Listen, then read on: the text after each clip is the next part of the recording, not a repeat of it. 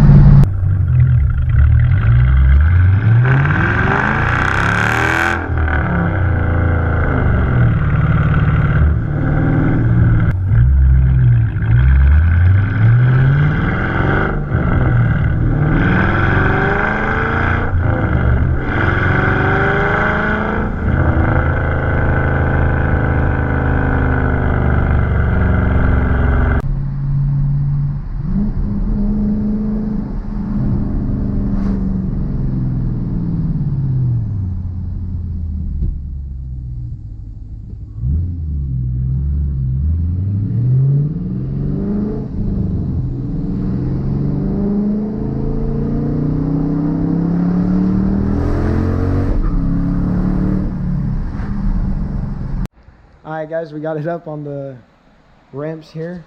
Just pulled the cat back out. It was just 2 bolts and then pulled the hanger out. Gonna get started on the mid pipes. Here's my cat bag right here. It's pretty interesting. Someone took the X pipe out and replaced it with an H pipe, but gonna get started on the mid pipes and I'll let you guys know how that goes. Okay guys, so I got one of my headers out. There's no light, you can't see. I'll show you from the bottom, but the hardest part was probably removing the heat shield. Everyone says these headers are hard to take out. They're really not that bad. They're just time consuming. I mean, as long as you know how to turn wrenches and just like can think quick on how to break shit loose. There's a heat shield on the cat, like the mid pipe. So you have, actually those bolts aren't here, but there's 4 nuts on the passenger side because you have the starter. But then I'm about to get started on the driver's side. Pull the heat shield off. It's still on there. I don't know if you can see from down there, but one thing I want to... Okay guys, so this is what it looks like from underneath. You just have these 4 10mm bolts holding on the heat shield. So I mean, you just kind of work these out. And you just have them in all 4 corners. They're not too tight, but this side was a good bit looser than the other side. So you just kind of take these out. Once I take these out, I'll show you what else you have to do. Okay guys, I got this header out, the driver's side. Driver's side was definitely a lot easier. This header took me maybe 25-30 minutes to pull it out. So I mean, I could definitely see if you have a full day to do this and you're on it and working as hard as you can, you could definitely get this done in maybe half a day, like an afternoon. You'll probably be done before 3-4 o'clock. But I got this side out. This side out came out very easily. The only hard one was this one, I believe, is right next to the motor mount. It's the one you have to use a ratchet wrench, or I don't know if there's some other tool that you can use that you can do it with. I just did a ratchet wrench. It took me like maybe 2 minutes to get the bolt out. It was a little tedious, but I'm going to let these soak in WD-40, all the O2 sensors. That way I just pop them out in the morning.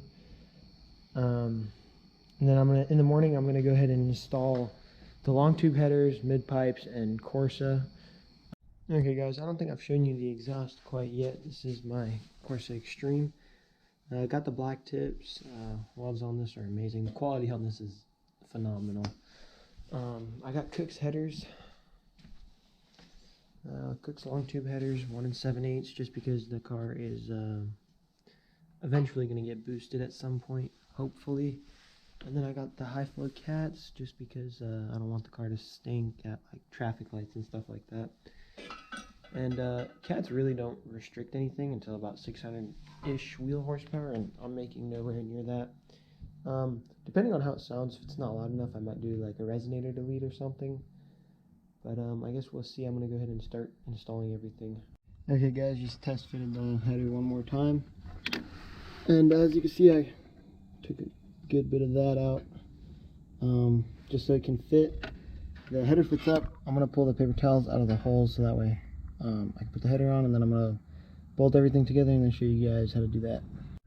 Okay guys, I got it tacked in place. I got 4 bolts, 2 in each corner, just kind of holding it in. Didn't crush the gasket. I have the O2 sensor in. Well, it's not plugged up, but it's just in.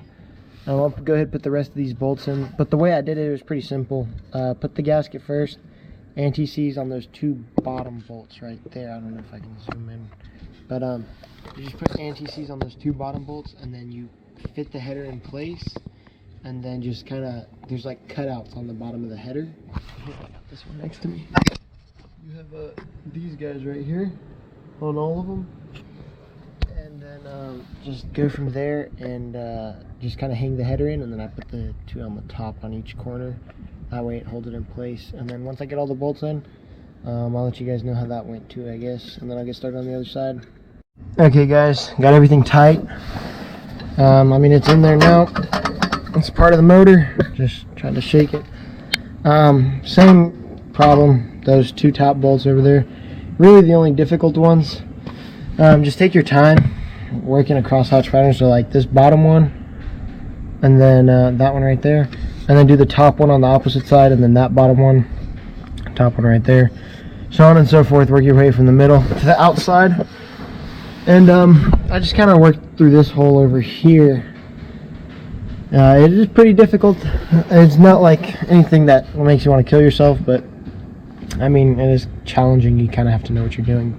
Okay guys, got this side fully torqued.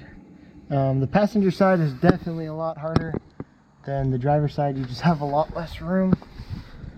And this side was all pretty difficult. I got the cats on. About to start it up and see what it sounds like, because I'm excited. I just want to see. I got all the O2 sensors connected, just so that way I don't throw any codes. But yeah, we're gonna go ahead and get this thing started, and it should just be a little bit louder than what it was before. Okay guys, this is gonna be the first startup. No exhaust, just long tube headers and cats.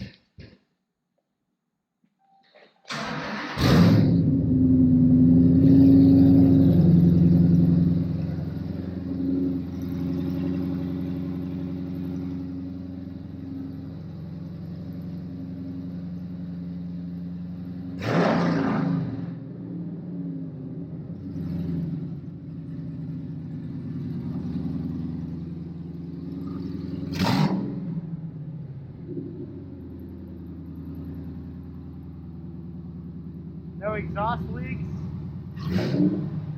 This thing sounds completely different. Okay guys, it's a few hours later. So this X pipe was having a leak issue. So me and my dad came up with this fantastic idea. So what we did is we put a 2x4 on the end of it so we don't split this LBL. Then we put a 4x4 to hold it up. And then we had a dolly over here to hold this side of the LBL. And he was beating it with the axe, so that way we could jam it in so there's no leaks. There's no leaks now, so that's kind of how you make a $5,000 exhaust work together. So now we're just about to put everything else on, and I'll let you guys know if that's any easier. Okay guys, I got everything finished. The car is cold right now. We're gonna go do a cold start, so a little before and after. The idle and cold start, stuff like that, everything is definitely a lot quieter, but when you punch it, it's still got a good bit of noise to it. But I just want to go ahead and start it for you guys. and let you guys hear what it sounds like.